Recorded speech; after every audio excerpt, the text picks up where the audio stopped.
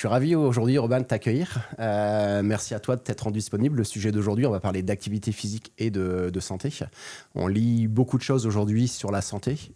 La semaine dernière, j'ai lu un article dans l'équipe qui expliquait que les jeunes faisaient de moins en moins d'activité physique, que ça a des conséquences sur la santé par la suite. On a quand même pas mal de médecins aujourd'hui qui sont sur les réseaux sociaux un peu puissants ou un peu moins. Jimmy Mohamed, qui est quand même pas mal présent, qui parle d'activité physique. On a le professeur François Carré. On a le professeur François Carré qui, lui, est aussi présent. Ce qui est plutôt marrant, c'est que je me suis inscrit à une course pour un trail et qu'il a fallu que je remplisse un questionnaire. C'est lui qui donnait des cours. Donc, l'activité physique dans la santé devient de plus en plus présente. On se rend compte, nous aussi, dans mon activité de prestataire de santé à domicile, où aujourd'hui, c'est une demande très régulière des médecins qui font de l'oncologie en disant il faut en fait de l'activité physique. Ce que je propose, en fait, c'est qu'on évoque ce sujet à deux pour qu'on puisse parler de ce sujet à deux. Je vais juste faire une présentation. Robin, nous on se connaît parce qu'on a bossé dans une boîte ensemble, Activité Lab, qui avait créé en fait un test d'évaluation, les METS, avec Daniel Mercier. Toi, tu as continué. La boîte n'a pas forcément fonctionné parce qu'on n'a pas trouvé le business model, alors qu'il y avait quand même un vrai avenir. Toi, après, tu as bossé sur une étude où vous avez créé le test navette, une application pour le test navette pour faire une grosse étude au niveau des jeunes au collège et lycée. Collège 6e. Collège, sur l'évaluation justement de ce test navette pour voir les trucs. Grosse étude, 1000 enfants de mémoire, c'est ça ? 10 000. 10 000, ah ouais, 10 000. Donc c'est encore pire que ce que je pensais. Aujourd'hui, tu es ingénieur recherche à l'université Grenoble-Alpes où vous travaillez sur un nouveau projet qui s'appelle le cardiotest pour encore un nouveau système d'évaluation de l'activité cardiovasculaire. Et à côté de ça, comme tu t'ennuies, tu as aussi en fait une activité d'appât et tu as une newsletter où tu aides des auto-entrepreneurs sur la causerie. Exactement. C'est ça, sur l'activité physique. On a développé leur activité d'enseignant APA. Ok. Ce que je propose pour ceux que ça intéresse sur la partie développement de l'activité physique en tant qu'entrepreneur, c'est qu'on va enregistrer un autre épisode où on parlera que de ça. Là, aujourd'hui, on va vraiment se concentrer sur la partie santé et activité physique. Si on devait résumer aujourd'hui, pourquoi le sport, c'est bon pour la santé ? Déjà, le sport, c'est bon pour la santé. Tu l'as dit tout à l'heure. De plus en plus, en oncologie, de partout, on le dit. Aujourd'hui, la personne qui passe à côté du sujet activité physique et santé, c'est qui fait, pour moi, une grosse erreur en termes de prise en charge.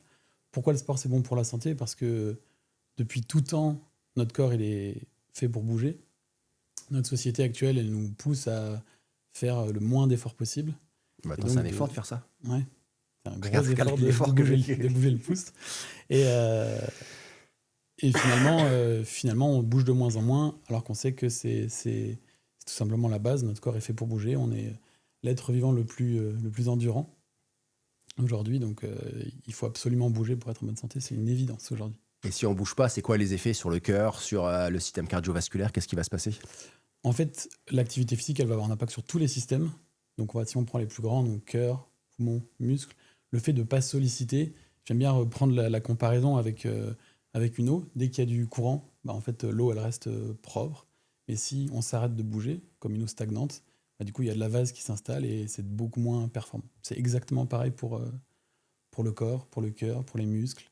Dès qu'on n'est plus en activité, naturellement, on se désadapte petit à petit et avec l'âge, on est de moins en moins capable d'effectuer des activités au quotidien, en fait.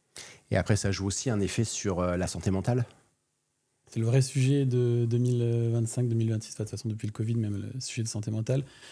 L'activité physique, on se rend compte, c'est ce que je disais tout à l'heure, c'est clairement, il n'y a rien qui n'est pas impacté par l'activité physique.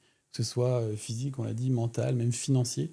Faire de l'activité physique, c'est bon pour tout. Et sur l'aspect psychologique, mental, relationnel aux autres, social, ça a aussi un énorme impact. Ce qui est marrant, c'est que j'avais lu une étude qui comparait en fait tous les meilleurs entrepreneurs et ils avaient montré en fait que tous les meilleurs entrepreneurs étaient aussi des sportifs. C'est-à-dire qu'ils avaient une activité physique intense. C'est que je pense que tu as deux sujets. Je pense que tu as à la fois la performance en termes de... toi, t'en viens. Et je pense qu'il y a le sujet de performance dans le sport et qui, du coup, tu as des gros parallèles avec l'entrepreneuriat. Donc, forcément, les plus gros dirigeants, forcément, en général, ils ont ces compétences qui sont transversales avec le sport. Et tu as aussi le sujet de si je veux être bien pour continuer à être performant dans mes décisions, dans mes choix, dans ma tête, parce qu'on sait que ces entrepreneurs ils sont soumis à d'énormes pressions. Si tu fais pas d'activité physique, pour moi, tu peux pas correctement tenir, quoi. Ça, Je c'est suis sûr. complètement d'accord avec toi. Par contre, là, on parle d'activité physique, on a parlé de choses. Concrètement, est-ce que l'activité physique, elle peut en fait prévenir certaines maladies, prévenir des pathologies, et lesquelles en fait? L'activité physique, déjà, c'est vrai qu'on peut l'utiliser en prévention primaire. Donc, ça veut dire avant même que la pathologie ou qu'une problématique de santé elle s'installe. C'est tout notre mode de vie qu'on met en place quand on est beaucoup plus jeune. Et tu l'as parlé de l'étude qui montre qu'aujourd'hui, les enfants ils ont perdu 40% de leur capacité cardio-respiratoire en à peine 25 ans. Du coup, c'est bien parce qu'aujourd'hui, on en parle de plus en plus. Ça fait quand même un peu de bruit, ces études-là. Et effectivement, en fait, on va prévenir principalement tout ce qui est cardiovasculaire, métabolique, donc c'est-à-dire diabète, surpoids, obésité, toutes les pathologies respiratoires aussi. Donc après, c'est bien plus tard, mais tout ce qui est BPCO, voilà, ça va vraiment venir prévenir tout type de pathologie. Quelqu'un qui fait de l'activité physique correctement toute sa vie, il a 90% de chances de ne pas avoir de pathologie chronique, en tout cas, plus tard dans sa vie. Ok. Et à partir de quel moment on va voir en fait que faire de l'activité physique, ça a des bénéfices? Est-ce que je dois en faire beaucoup? Est-ce que je dois être un marathonien? Ou alors juste les 10 000 pas par jour, ça suffit?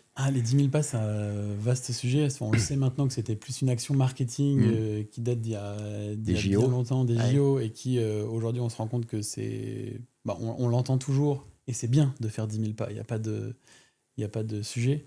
On sait que c'est un peu plus bas maintenant, c'est plutôt 6 000 7 000. Ouais, j'avais lu ça. Parfois même, en fait, à partir du moment où on se met à bouger, c'est déjà bénéfique. Ça dépend sur qu'est-ce qu'on cherche comme bénéfice. Est-ce qu'on cherche du bénéfice à long terme? Ça veut dire, est-ce que j'augmente vraiment mes compétences, mes capacités physiques? Là, ça va prendre du temps, forcément. Par contre, dès que je vais commencer à sortir, à bouger, à aller prendre l'air, à me mouvoir, déjà, j'ai des effets bénéfiques. Tu as parlé de santé mentale, c'est le premier effet bénéfique. C'est qu'on va, avec la contraction musculaire, le muscle, c'est un organe qui envoie pas mal d'informations au reste du corps et qui vont dégager pas mal de choses qui vont être bénéfiques. Ça veut dire que je vais me sentir mieux, plus de bonheur, de la dopamine, etc. Il y a plein de choses qui vont se passer dans le corps qui fait que dès que je commence à bouger, j'ai déjà des effets bénéfiques. Par contre, évidemment, l'activité physique, c'est comme toute habitude, c'est comme se brosser les dents, c'est comme manger sainement. C'est quand on fait de manière régulière et pendant longtemps qu'on a des vrais plus gros bénéfices à long terme, quoi. Ok. Donc l'activité physique du week-end, je suis toute la semaine assis, je ne fais rien et je fais courir le dimanche, il y a un intérêt? Là-dessus, moi, j'en avais un peu partagé.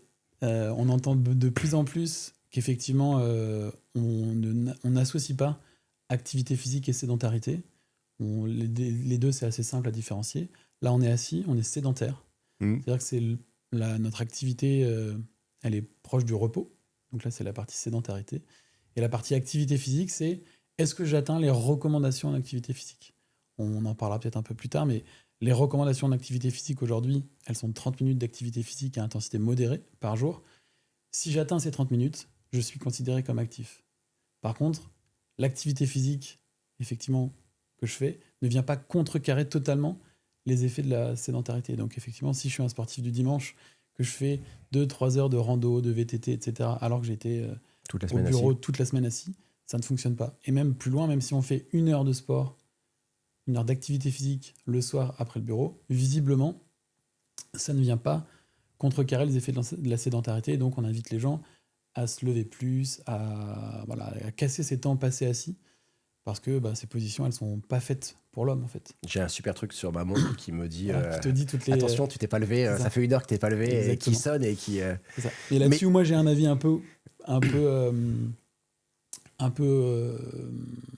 l'encontre de ce qu'on entend beaucoup. C'est que j'ai l'impression que dans les messages, on entend beaucoup ce sujet-là. Si vous faites de l'activité physique le soir, c'est bien, mais vous êtes toujours sédentaire, donc c'est pas bon. Donc du coup, je n'entends pas. En fait, je pense qu'on se concentre sur les mauvaises personnes. Je pense que déjà, si tout le monde était sédentaire toute la journée et faisait son activité physique et améliorait sa condition physique le soir, je pense qu'on aurait quand même beaucoup de moins de gens malades. Je pense que la sédentarité est effectivement un problème, mais je pense que si tout le monde avait une bonne condition physique et s'entretenait le soir, je pense que pour moi, c'est pas le bon message. Mais c'est mon avis. Mais après, il y a des vrais impacts sur la santé de faire de l'activité physique. Là, tu parlais justement que les gens étaient en bonne santé économiquement. C'est Daniel Mercier qui nous expliquait que, en gros, si on mettait l'activité physique en route aujourd'hui, on aurait quasiment 1500 € d'économie de santé par personne en France. Ça, c'est sûr. Aujourd'hui, on est encore dans un système de santé qui est curatif. On le sait, on attend que les gens soient malades. Ouais. Ça coûte très cher. Après, tous les pays qui nous ressemblent font la même chose. Les pays nordiques sont un peu plus avancés là-dessus, où on essaie de mettre en avant plutôt la prévention. Et c'est sûr que l'activité physique, aujourd'hui, ce que je trouve dommage, c'est qu'on a tellement incité les gens à dire « bouger, c'est bon pour la santé » qu'on en a oublié à quel point c'est vrai et puissant. C'est que tu sais, les petits bandeaux bouger pour votre santé, grignoter, etc. Tout le monde le sait, mais c'est devenu presque un message trop commun et trop entendu partout. Alors que réellement, il faut savoir que l'activité physique, c'est considéré dans certaines pathologies comme le meilleur médicament. Tu as parlé tout à l'heure d'oncologie, dans le diabète, en BPCO. Aujourd'hui, on sait qu'il n'y a pas meilleur médicament que l'activité physique. Alors attention, il ne faut pas remplacer les médicaments. Mais de toute façon, parce que justement, j'allais mettre un bémol là-dessus. Par exemple, tu prenais l'exemple du cancer. Le cancer, il faut une chimio, il faut une radiothérapie, il faut des choses. Mais par contre, il y a quand même plein d'études qui montrent que l'activité physique va permettre que les traitements fonctionnent mieux, qu'il y ait moins d'effets secondaires, que les gens se sentent mieux. Le moral, moi, je connais pas mal. On a énormément de patientes qui ont des cancers du sein qu'on prend en charge chez Cicadom et elles font tous de l'activité physique. Enfin, pas toutes, elles font beaucoup de l'activité physique et on se rend bien compte que celles qui font de l'activité physique, moi j'ai des copines qui ont eu des cancers du sein et en fait, c'est des filles qui n'étaient pas très sportives à la base qui, pendant leur cancer du sein, ont fait des 4000. De toute façon, bah oui, l'adhésion au traitement, l'estime de soi, ça va venir jouer sur tous ces paramètres-là qui sont ultra importants dans une pathologie. Mais du coup, on le sait que c'est important. Pourquoi on n'en fait pas si c'est bénéfique, pourquoi il y a autant de gens qui n'en font pas Parce que je pense qu'il y a deux sujets. Je pense qu'il y a un sujet de communication où aujourd'hui on matraque les sujets santé. C'est-à-dire, faites de l'activité physique, c'est pour votre santé. Pour moi, ça ne marche pas. C'est pas du tout un bon message. Je pense qu'il faut venir jouer sur des messages qui sont beaucoup plus sur le plaisir, etc. Aujourd'hui, on est soumis à tellement de contraintes et même de dopamine instantanée. Je vais sur mon téléphone, j'ai de l'info très rapide, je suis pris dans des shoots de dopamine et donc faire de l'activité physique, ça demande un effort, ça demande d'aller prendre ses baskets. Et donc si on joue sur l'aspect santé, c'est des bénéfices à trop long terme. Je ne vois pas les bénéfices pour moi instantanément. Je dois attendre d'avoir un problème pour agir. Je souris parce que je suis mort de rire. C'est que hier, j'ai téléchargé un nouveau jeu. Moi, je joue sur mon téléphone comme tout le monde. Et en fait, je l'ai téléchargé parce que j'ai eu une pub sur les réseaux sociaux. Je dis, c'est pas mal ça, je l'ai téléchargé au moment où je devais partir courir. Et en fait, allais courir je suis allé courir, mais 1 heure après. Et au bout d'un moment, en fait, j'étais mort de rire parce que je jouais, je gagnais des parties, et puis je disais, ils sont forts parce qu'en fait, je gagne quasiment à chaque fois, donc du coup, j'ai un pic de dopamine, je suis content, et résultat, je vais pas courir là parce que je sais que je prends mon pic là. Et en fait, c'est parce que je pense que je suis discipliné aussi, qu'au bout d'un moment, j'ai posé mon téléphone, j'ai dit non, mais là, j'ai prévu d'aller courir. C'est que toi, tu l'as intégré depuis, tu as ton passif au titre sportif, mais aujourd'hui, quelqu'un à qui on rabâche, c'est bon pour ta santé, ça ne fonctionne pas. Et c'est pareil pour la nutrition, c'est pareil pour tous les sujets où la récompense, elle est trop éloignée de la décision. Du coup, le sujet, c'est d'essayer de rapprocher cette récompense de la décision et d'essayer de parler de plaisir, de parler de moments passés ensemble. Et je pense qu'il y a beaucoup de messages à faire passer là-dessus. Et tu as de plus en plus de recherches qui montrent ça. C'est comment je peux arriver à créer des expériences positives dans l'activité physique pour que le comportement soit maintenu. Et justement, en fait, qu'est-ce qui va faire que les gens... Qu'est-ce qui va changer le plus vite quand ils vont commencer à faire de l'activité physique, qu'ils vont pouvoir s'en rendre compte tout de suite? Qu'est-ce qui va faire tout de suite instantanément? Qu'est-ce que chez eux, enfin pas tout de suite, mais qu'est-ce que chez eux va être un changement assez rapide? Moi, chaque fin d'hiver, quand je recommence la course à pied, je sais que la première course, elle va être difficile, mais très vite, je sais que je vais reprendre du plaisir. Je pense que moi, la première chose, c'est la satisfaction personnelle. Je pense que dès que tu y vas, je pense que il y a un truc aussi, ça te fait appartenir à un groupe. Ouais. Ça, c'est quand même un des besoins fondamentaux. C'est que je pense que dès que tu fais de l'activité physique, t'en es fier parce que tu dis, OK, je suis capable de faire ça. Donc, je pense que c'est la première chose. Et après, sur les bénéfices, on va dire plus physiques, c'est que je pense que en 2-3 séances sorties, tu vois le progrès, en fait. Ouais. C'est ça qui est génial avec quand tu es débutant, contrairement à quand tu es déjà un peu avancé, quand tu es sportif de haut niveau, c'est qu'il faut beaucoup de temps avant de voir à la petite seconde en plus le truc qui te fait progresser. Là, quand tu es débutant, avec les facteurs du coup nerveux qui se développent très très vite, notamment en musculation, ou même quand je vais simplement marcher, si tu prends ton chrono, que tu fais un tour, en 2-3 séances, tu vas très vite voir que tu vas être moins essoufflé, que tu vas du coup faire ton tour un peu plus vite. Donc ça, je pense que très vite, en fait, en 3, 4, 5 séances, on le voit à la sortie de l'hiver. Tu dis. Ouais. Et après, ce qui est peut-être aussi important à dire, c'est qu'aujourd'hui, on est dans une société où les gens se comparent. Instagram, Ça... et ils vont commencer à courir. Et moi, je suis mort de rire quand je regarde les gens Instagram, ils courent tous. En 3,20, je suis au footing. Ouais. Jimmy Gressier qui dit ça. C'est vrai que j'ai vu il n'y a pas longtemps. Mais le mec, et puis en fait, arrêtez de vous comparer à lui. Tous les mecs qui postulent. Et là, je suis content parce que de plus en plus, je vois en fait des trucs passer où l'allure moyenne, c'est ça. Et en fait, ça rassure les gens. Moi, ici, avec Asicadom, on est nombreux à courir. Enfin, on va régulièrement courir le midi, tout ça. Et je trouve que c'est vraiment bien. C'est un truc qu'il n'y avait pas il y a quelques années. Et maintenant, on est 4, 5 à courir régulièrement. On s'est inscrit pour une course collective où en fait, une grosse partie de l'équipe de Grenoble, on y va. Sur l'Equiden ? Non, on fait la course de la résistance, un trail le 8 mai. Okay. Mais effectivement, ça fait 2 ans qu'on se dit il faut qu'on court l'Equiden et en fait un jour on le fera. Mais là ça y est, on a acheté des maillots et tout, l'effigie de Cicadom. Donc, mais comme tu dis, on appartient à un groupe. C'est appartenir à un groupe. Et t'as des gens aujourd'hui qui vont. J'avais vu il y a pas longtemps quelqu'un qui disait pourquoi je m'inflige ça d'aller courir, je déteste courir parce que je pense que les gens ont besoin d'appartenir à un groupe. Donc c'est à la fois, c'est tout la dualité des réseaux sociaux, tu vois. C'est à la fois je peux plus facilement appartenir à un groupe, c'est-à-dire que plus facilement je m'identifie à quelqu'un facilement, qu'avant j'avais pas. Si j'étais entouré que de personnes qui me ressemblent, qui courent pas, je vais pas courir. Aujourd'hui, avec les réseaux sociaux, ça te donne la perspective d'appartenir à un groupe alors que t'es pas avec. Ça, c'est plutôt bien. Par contre, le truc négatif, c'est effectivement c'est la comparaison. C'est qu'aujourd'hui, tu vois des trucs avec, pour les coureurs, c'est Strava, etc. Même juste sur le physique. Tu vois des gens où tu dis, mais aujourd'hui, c'est ça le physique normal, c'est ça une course normale. Et ouais, tu peux pas te comparer au niveau 100 de quelqu'un alors que tu viens de démarrer. Mais effectivement, les gens sur les réseaux sociaux, c'est le 1% qui fait quelque chose et qui est parfait. Et tu vois pas le 99% qui publie pas parce qu'en fait, il va pas montrer son footing à 8 minutes au kilo alors que tout aussi louable. Et encore aujourd'hui, on a quand même de plus en plus tu vois, je regardais sur des médias de course à pied, des gens où on met les premiers arrivants, mais on met aussi les derniers. Tu sais, il y a vraiment des réels qui tournent avec... félicitations au dernier qui a mis 1h50 sur le 10 bornes et il est mis en avant, tu vois, alors qu'avant c'était pas le cas. Mais c'est lui qui fait le vrai effort. Oui.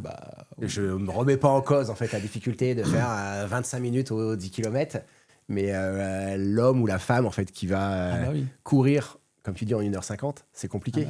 Et c'est vrai que nous ici à Grenoble, on court sur les berges et nous on est à l'université, donc il y a toi et derrière, tu vois où est-ce qu'on est, donc du coup il y a tout derrière et nous on court là-bas. Et c'est vrai que c'est marrant, en fait, on rencontre de plus en plus de personnes pas sportives, pas le physique sportif. Et c'est plaisant parce qu'en fait, moi qui fais de la santé, je me dis, mais en fait, c'est leur meilleur traitement de courir, de faire du vélo, de machin. C'est ça. Et bien, le changement de mentalité, l'endurance fondamentale a aussi permis à beaucoup de gens de se dire, j'ai pas besoin de courir vite. Et moi, le nombre de fois où je vais courir, et je sais que je vais faire une endurance fondamentale, Hugo, c'est un petit message pour toi, là, si tu l'écoutes. 7 minutes au kilomètre quand on fait de l'endurance fondamentale, c'est pas grave. Le but, c'est qu'on soit pas au-dessus de 130. Après, là, c'est quand même pour les plus. Ouais. C'est quand même pour les plus. En fait, je pense que c'est aussi une question de pyramide. Tu vois. Je suis d'accord parce que du coup, tu as beaucoup de. T'as le très haut niveau qui va dicter quand même finalement, au bout de 2, 3, 4, 5 ans. Parce que ça fait longtemps que l'endurance fondamentale, on dit que c'est important. Mais ça te prend 5 ou 10 ans avant que ça arrive à tout le monde. Le coureur moyen, amateur. Mais je pense que c'est utile aussi. Parce que ça vient quand même impacter le coach sportif, l'enseignant APA, le préparateur physique, qui du coup va aussi transmettre ce message aux gens qui font peu d'activité physique. Et donc effectivement, les efforts à basse intensité, à basse difficulté aussi, ça veut dire que j'ai pas besoin de faire des efforts difficiles pour progresser. C'est des messages qui sont encourageants. Hein, tu vois, je crois On parlait de Jimmy Gressier, là, mais t'as Emmanuel Rodolphe Lévis, je sais pas si t'as vu, et qui a fait 2h06 ou 2h05 sur le marathon, qui dit qu'il n'hésite pas à faire ses footings à 5,30 au kilo. Ouais. Alors que toi, je pense qu'à 5,30 au kilo, t'as l'impression que t'avances pas. Bah, c'est ça. Mais c'est pas grave, en fait. Ouais, à un moment, ça. en fait, il faut aussi revenir dans ces choses-là. Mais si on continue à dérouler là, notre discussion, c'est bénéfique. On a parlé des freins. Il y en a d'autres pour toi, des freins, le temps, la motivation, les peurs. Est-ce qu'il y a d'autres choses qui peuvent... Je pense que sur les personnes là dont on parle, qui sont vraiment peu actives physiquement, je pense que le sujet de la motivation et du temps, c'est des freins qui sont évoqués de surface. Parce qu'en fait, si on regarde avec les personnes, moi en APA, quand j'ai accompagné des personnes, quand on regarde l'emploi du temps, quand on regarde le sujet de la motivation, c'est que des préjugés ou voilà, des choses qu'on a en tête et qu'on se dit on n'a pas le temps. Donc en fait, pour moi, c'est un faux frein, c'est un frein de façade. Le vrai frein pour moi que je ressens profondément, c'est comment faire. Je ne sais pas quoi faire. Et j'ai peur de me faire mal et j'ai peur que ce soit trop difficile. C'est pas des freins qui sont évoqués tout de suite, mais souvent on se rend compte que quand on creuse, c'est oui, mais en fait, je ne sais pas quoi faire, je ne sais pas si c'est bénéfique. Et c'est pour ça que tu as besoin d'encadrement, pour moi. Tu as besoin d'encadrement et de groupe aussi. Mais il y a quand même beaucoup de groupes qui existent. Ouais, il y a beaucoup de groupes qui existent, mais je pense que, on l'a dit, tu as des groupes qui existent, mais aujourd'hui, on ne se rend pas compte quand on est sportif, quand tu vois, même toi, dans ta position, même si tu es en contact des patients, je pense que les gens ne se rendent pas compte, et je le dis souvent, je pense qu'on est l'espèce, après je ne suis pas du tout spécialiste, dans lequel il y a les plus grands écarts. Tu vas dire, tu vas prendre d'autres animaux, etc. Il n'y a pas de grand écart comme ça. Ouais, c'est vrai. Entre la personne la moins en forme et la personne la plus en forme. Je pense qu'on oublie de penser que, comme on voit, comme c'est beaucoup plus médiatisé, bah, tu l'as dit, les coureurs, les sportifs, même les gens amateurs sur Instagram, ça reste des gens qui sont beaucoup plus en forme que, je pense que 50% de la population qui est invisible. On ne se rend pas compte à quel point les gens ne sont pas capables de faire certains efforts. Mais et là, donc moi, rejoindre des groupes, c'est trop compliqué.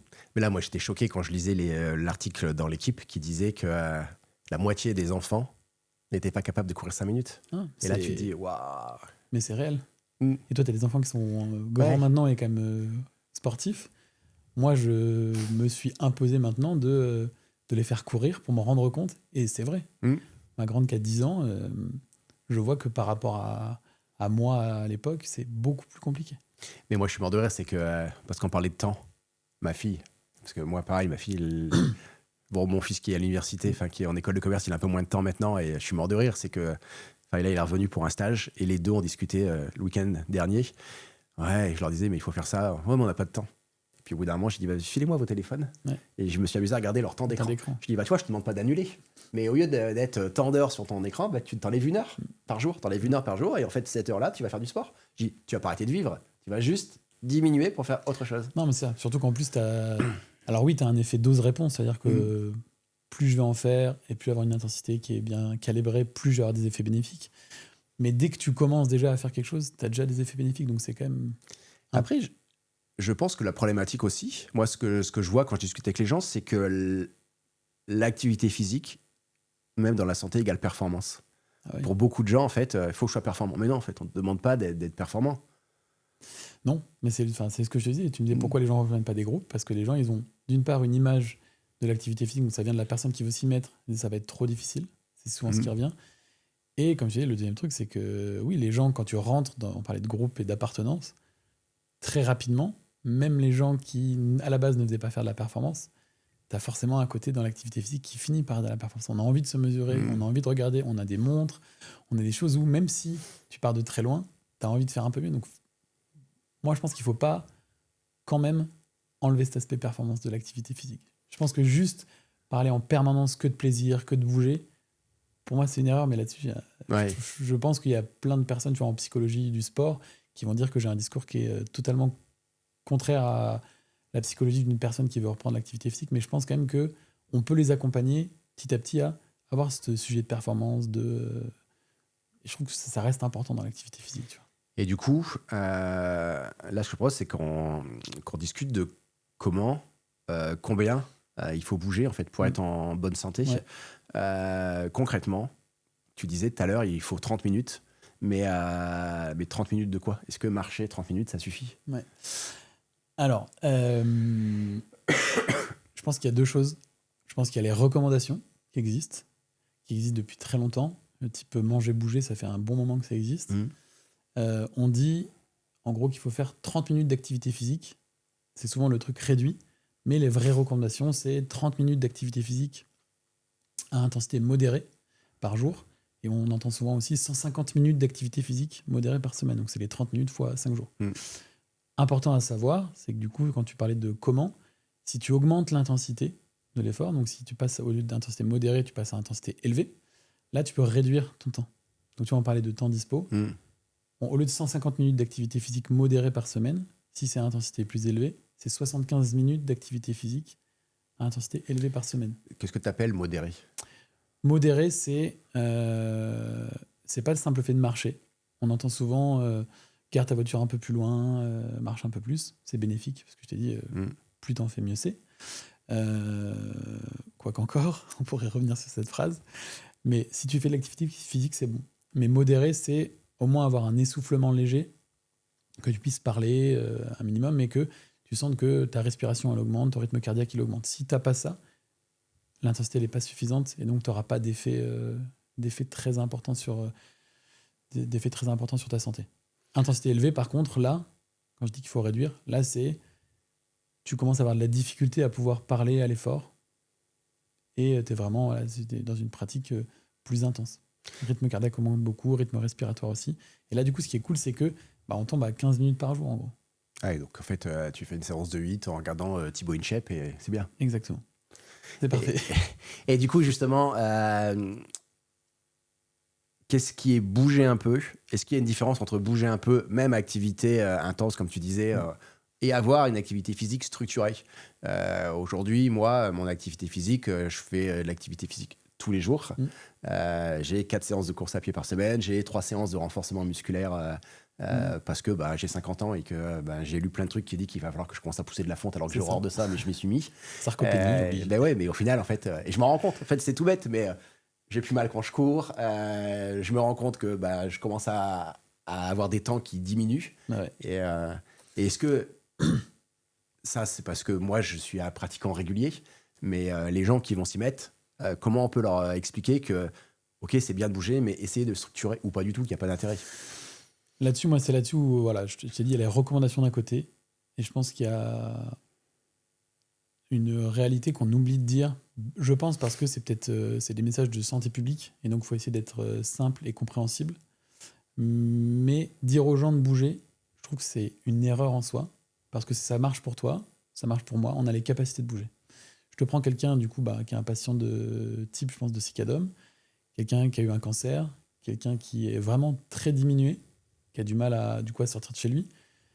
S'il a une condition physique qui lui permet presque même pas de monter les escaliers, on dit aussi faites du vélo, mais en fait, faire du vélo dès qu'il y a une côte, toi, tu habites dans les montagnes, donc tu le sais, dès que tu as une petite côte, si tu n'as pas une condition physique suffisante, tu ne peux pas faire de l'activité physique.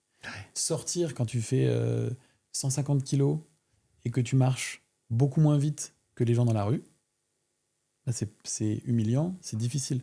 Donc en fait, je pense que dire aux gens juste bouger, c'est suffisant. Je pense que c'est pas une bonne idée. C'est pour ça que je pense qu'il faut aussi se concentrer sur la condition physique. Ça veut dire comment j'améliore vraiment mes capacités. Et aujourd'hui, pour moi, le simple fait de bouger, c'est bien, mais c'est pas l'idéal.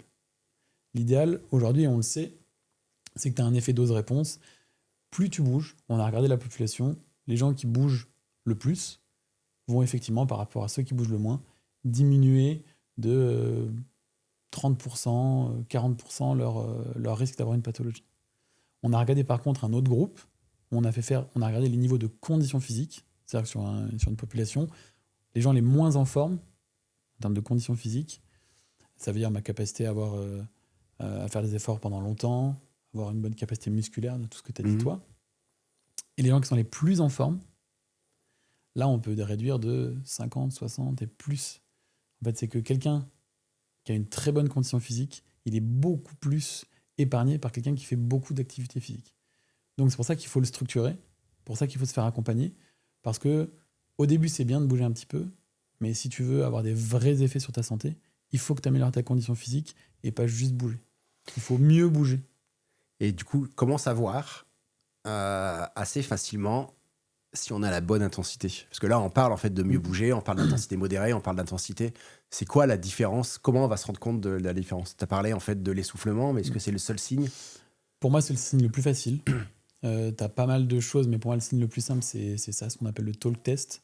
C'est est-ce que tu es capable de parler à l'effort? Si tu es capable de parler, c'est que tu n'es pas dans une intensité d'effort, on va dire, suffisante. Après, on pourrait aller plus loin, mais on n'est pas dans un podcast sur l'entraînement, mais tu vois, sur le grand public. Il faut que quand tu ailles faire ta sortie, il faut que tu aies un essoufflement, pour moi, assez important. Quitte à récupérer et marcher et faire, tu vois, des efforts intermittents.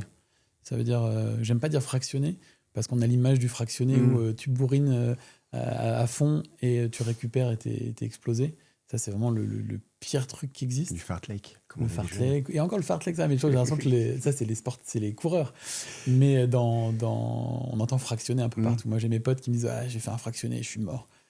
Non, en fait, c'est du travail intermittent. Ça veut dire, si tu vas chercher des efforts un peu plus intenses, un tout petit peu plus difficiles, tu as un essoufflement plus élevé, bah, tu peux aussi récupérer en marchant un petit peu ou en marchant plus doucement si tu fais que en marchant. Le meilleur indicateur pour moi, c'est l'essoufflement.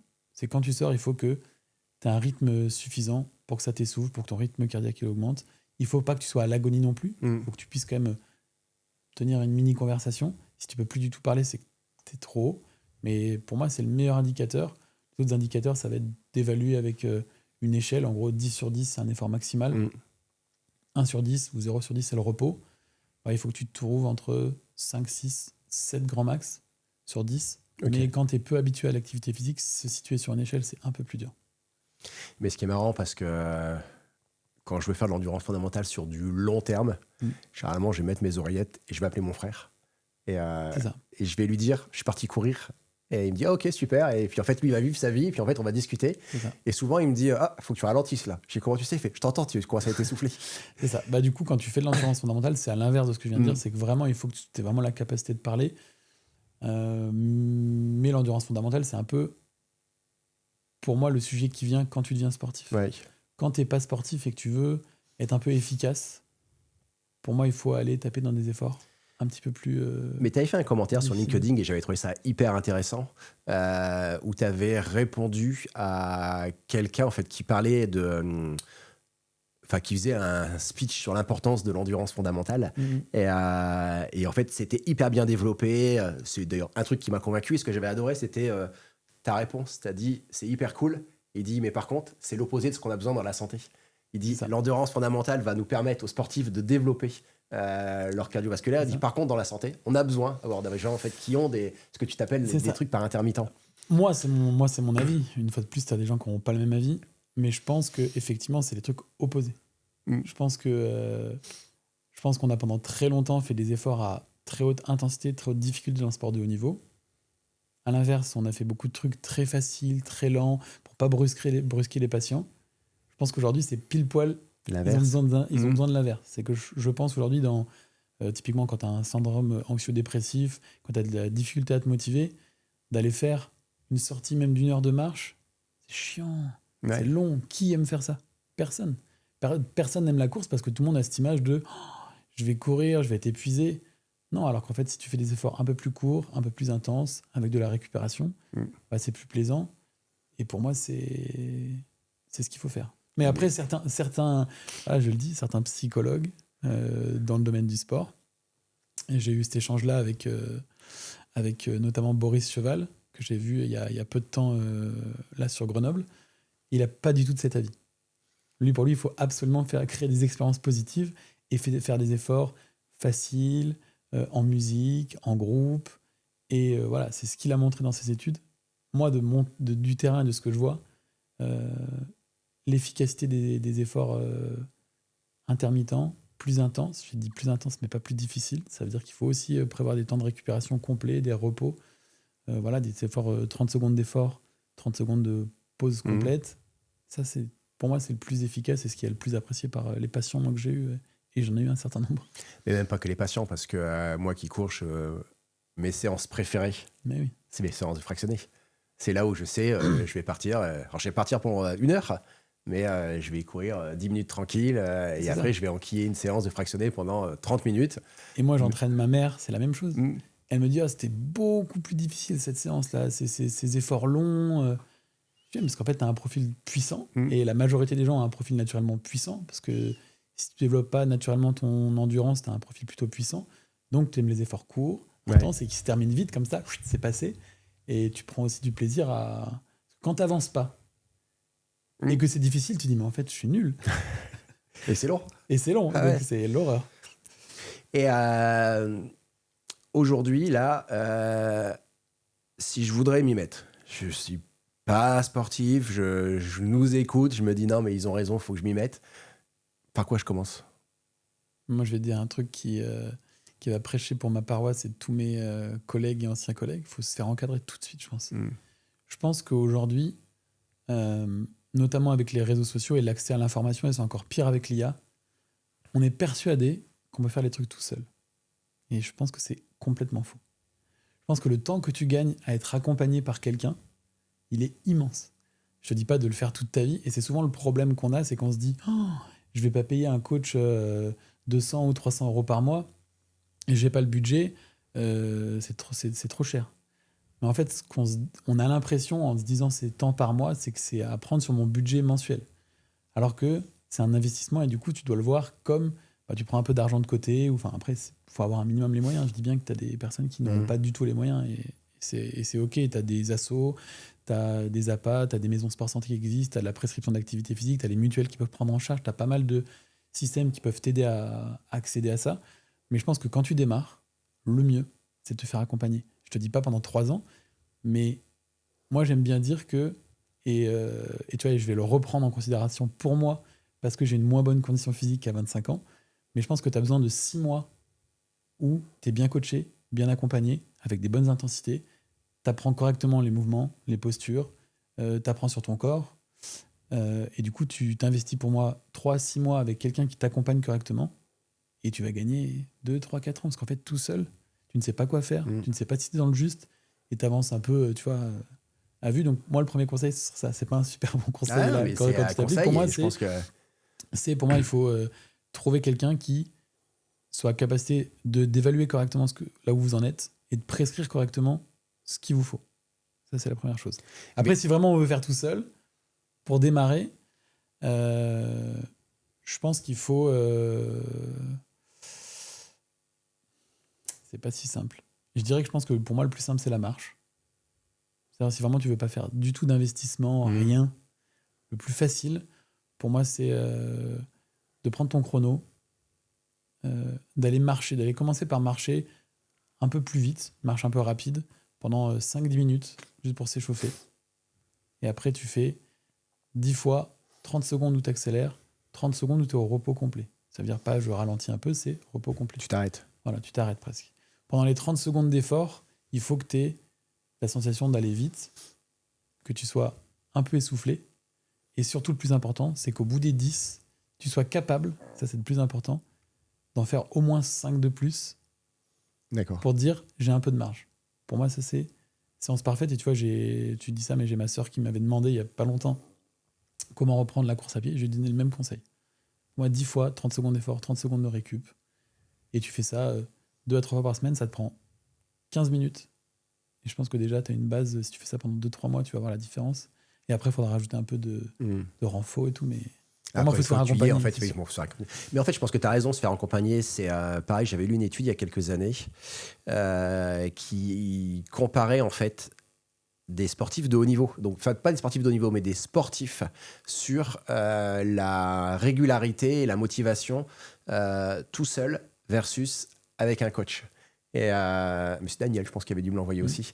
Et en fait, dans l'étude, elle montrait parfaitement que même les gens qui sont sportifs, en fait, ils ont besoin en fait d'avoir quelqu'un qui à un moment va regarder ce qu'ils font, qui ont besoin en fait de vérifier que les choses sont bien faites. Ah, mais moi là-dessus, j'ai une théorie qui s'applique à tout. Je pense que tu as besoin d'un plan clair. Je pense que tu as besoin de quelqu'un qui te supervise pour te dire si tu suis bien le plan. Ouais. Et je pense qu'idéalement, tu as besoin d'un groupe de personnes qui font la même chose que toi pour être motivé à le faire. Je pense que ça t'es 3 points là. Mais dans tout, hein, je pense que même quand bon, tu vois, dans l'entrepreneuriat, c'est pareil. C'est que je pense que même si tu sais le faire, il faut quand même que tu aies ton plan et que tu aies quelqu'un qui te supervise pour voir si tu suis bien le plan. Et pour moi, dans tout, sur la nutrition, c'est la même chose. Dès que tu dois mettre en place un nouveau comportement de santé ou quel qu'il soit, pour moi, c'est le triptyque un peu dont tu as besoin. Et je pense qu'aujourd'hui, la plupart des gens sont trop prétentieux et pensent qu'ils vont pouvoir faire seuls, alors qu'en fait, franchement, tu prends un coach, tu prends n'importe quoi pendant 3 à 6 mois, tu as des pourcentages de chances de réussite qui explosent. Et pour moi, c'est... Tu fais pas mal, tu fais pas n'importe quoi, tu progresses. Tu progresses, puis tu apprends sur toi. Enfin, en fait, c'est que tu dédies vraiment du temps là-dessus.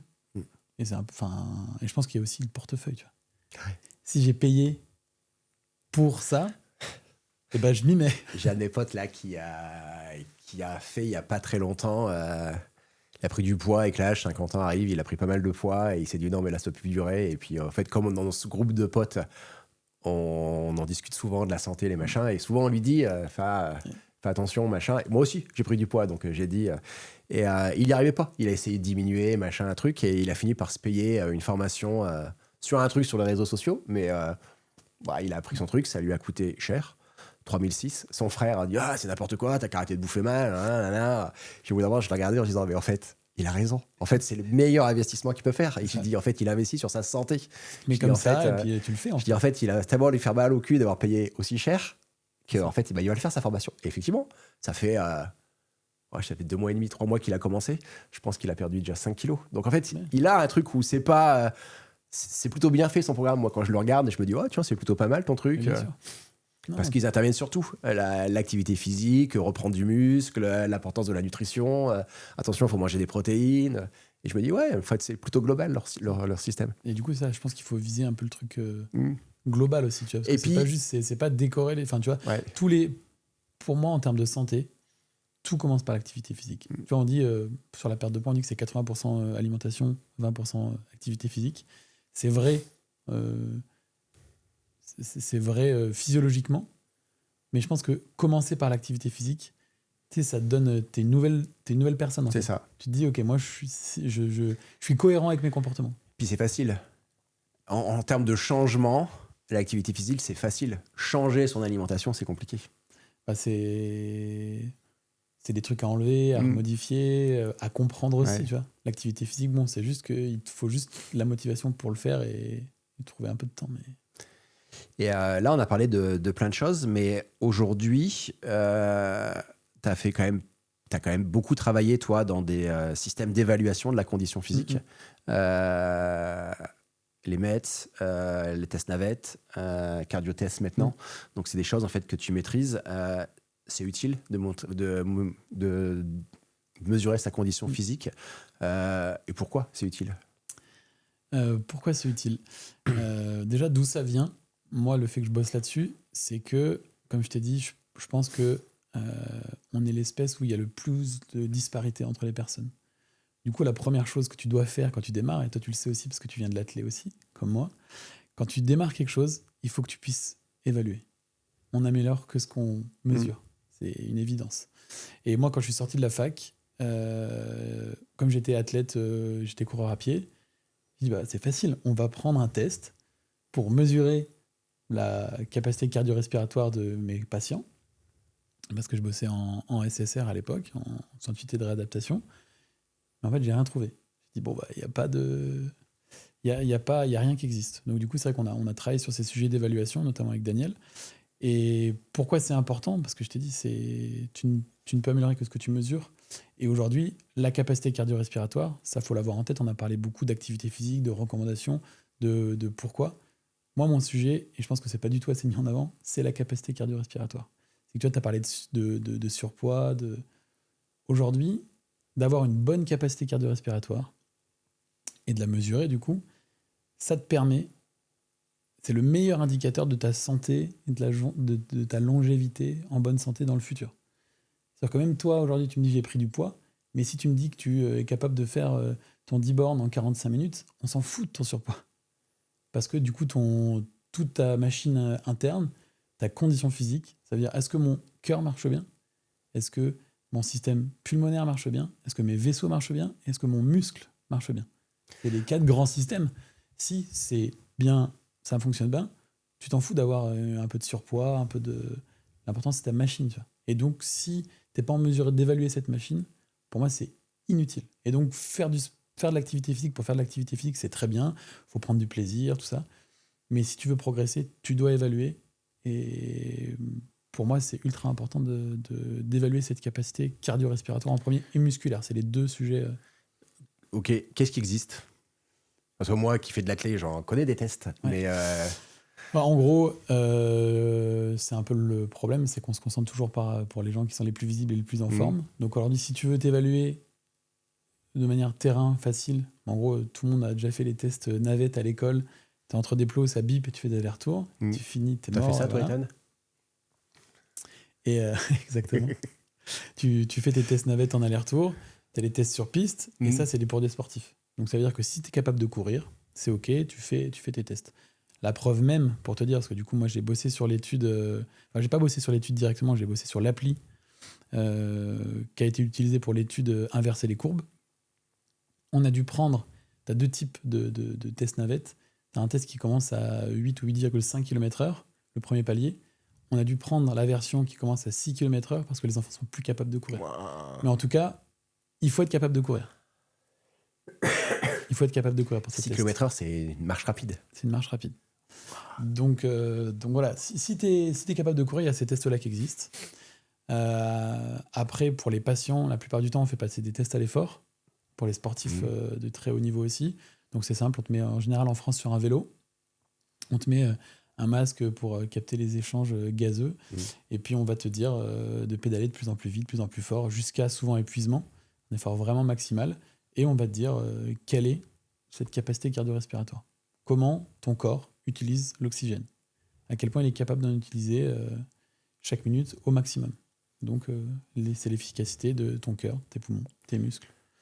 Ça, c'est des tests hyper techniques, assez compliqués à mettre en œuvre. Même le test navette, c'est pas facile à mettre en œuvre. Est-ce qu'il existe des tests assez simples Pour moi, aujourd'hui, il n'existait rien. C'est pour ça que moi, j'ai adoré travailler du coup, avec Daniel, mon associé, qui du coup, lui, a toujours travaillé là-dedans et qui a décidé d'inventer ce test-là. Et donc, aujourd'hui, moi, à ma connaissance, il n'en existe pas ou très peu. Enfin, ceux qui existent, c'est souvent à l'hôpital. En test pur de terrain qui te donne un résultat de capacité cardio-respiratoire, on va dire aussi VO2 max pour les plus techniques, ça n'existe pas. Aujourd'hui, à mon sens, il n'y a que le cardio-test et c'est pour ça qu'on le développe. Et alors, du coup, le cardio-test, il consiste en quoi? Le cardio-test, c'est partir du principe qu'on a besoin d'évaluer. Voilà. L'historique, c'est ça, c'est que la capacité cardio-respiratoire, c'est le meilleur indicateur de santé. Il faudrait que tout le monde puisse l'évaluer, mais on n'a pas les moyens de faire passer des tests à l'effort à tout le monde à l'hôpital. Donc l'idée, c'est comment je le rends accessible au plus grand nombre. Deuxième sujet, c'est comment je peux faire un effort qui n'est pas maximal, qui n'est pas dangereux. Parce qu'aujourd'hui, faire pédaler quelqu'un au max alors qu'il a potentiellement une pathologie cardiaque ou autre, ça peut être à risque. Et comment je peux le faire sans supervision médicale, et comment je peux le faire en moins de 10 minutes. Ça, c'était un peu les défis à relever. Et du coup, le cardio-test, il permet ça. Il permet, en gros, tout simplement, après un petit questionnaire, sur un simple step, qu'on va régler à la hauteur du niveau de la personne, de faire en 4-5 paliers de 45 secondes. Pareil, un effort incrémental, c'est de plus en plus intense et de plus en plus difficile.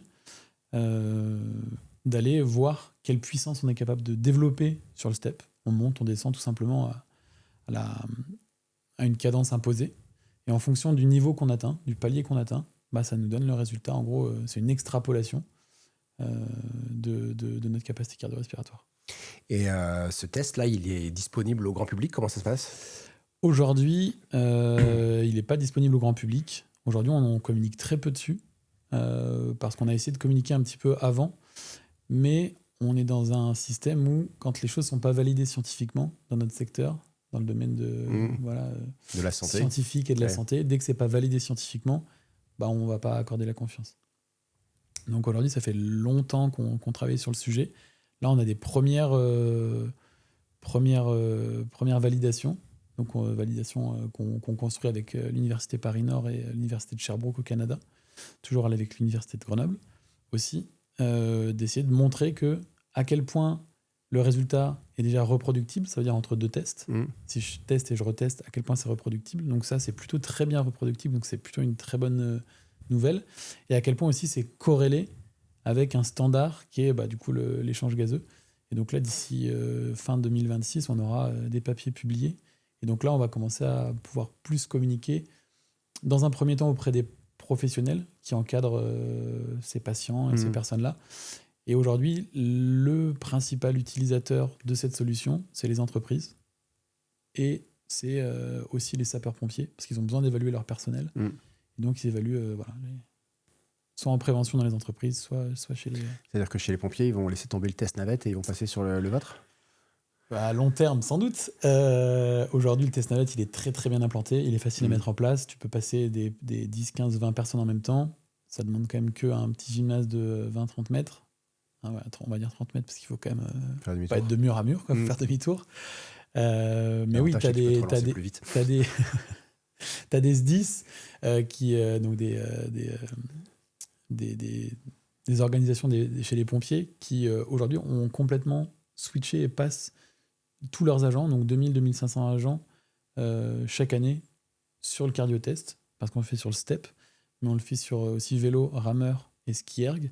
Et ça, chez les pompiers, vu qu'ils sont très équipés en matériel, ça leur permet en gros en 5 minutes de passer un agent et de le passer régulièrement pour voir aussi la progression. Parce que l'enjeu, c'est d'évaluer, c'est d'avoir un diagnostic, mais c'est aussi de prescrire une intensité, de pouvoir faire ce qu'on a dit depuis le début, faire les choses, pas juste bouger, mais bien bouger et le faire correctement pour avoir des progrès. Ok. Pour conclure, là, si tu devais, plusieurs petites questions, tu devais convaincre quelqu'un de se mettre au sport, à l'activité physique, tu lui dirais quoi ? Je lui dirais que je comprends déjà que ce soit difficile. Parce que moi, j'ai été sportif et que je ne comprenais pas les gens qui ne se mettaient pas au sport. Mais maintenant que je suis passé de la barrière du moins sportif, je comprends. J'essaierai de pas trop insister sur les bénéfices santé. Ce que je lui dirais, c'est juste il faut s'y mettre même un tout petit peu parce que les effets bénéfiques, en fait, ils sont énormes. Et qu'aujourd'hui, si tu ne veux pas finir, mais je vais mettre un petit coup de pression parce que c'est quand même mon style. Aujourd'hui, si tu veux pas finir à 60 ans à la retraite, on va être complètement cassé, ça se construit maintenant. Comme il y en a qui peuvent investir de l'argent sur des comptes, sur de la bourse, sur de l'immobilier, ton meilleur capital santé, c'est l'activité physique.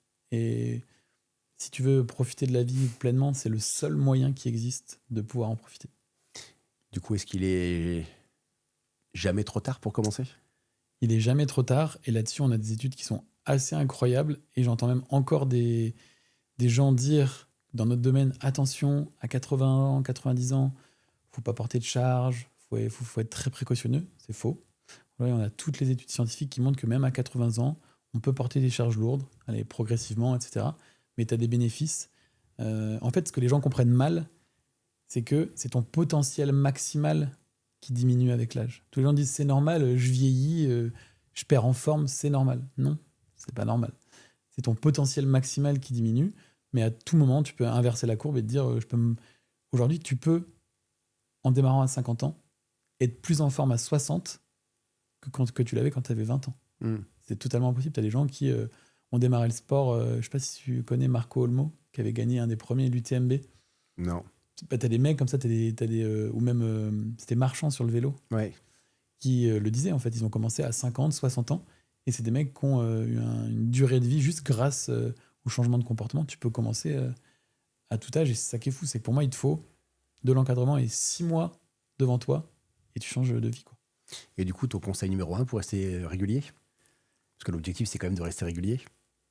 Pour moi, c'est toujours le même. C'est ce que j'ai toujours dit, c'est un rendez-vous obligatoire. Pour moi, c'est un rappel dans ton téléphone, un agenda, un créneau bloqué. Et pour moi, c'est incompressible. En fait, du moment où tu te le mets, c'est juste un changement de perception. Si tu te le mets dans ton agenda et que tu dis c'est un rendez-vous comme un autre et j'ai interdiction de me l'enlever, pour moi, tu vas bon, faire. Du coup, désolé, je voulais manger avec toi à midi, mais comme normalement le lundi midi je cours, j'irai courir. Ce serait mieux d'aller courir. C'est pas vrai, j'irai ce soir. J'ai déjà prévu d'aller courir ce soir. J'ai modifié mon agenda justement pour ça. Ok, merci. D'autres choses à rajouter ? Non. Faites de l'activité physique et faites-en mieux, pas plus. Ouais. Comme Daniel dit, bouger c'est bien, mais bien bouger c'est mieux. Exactement.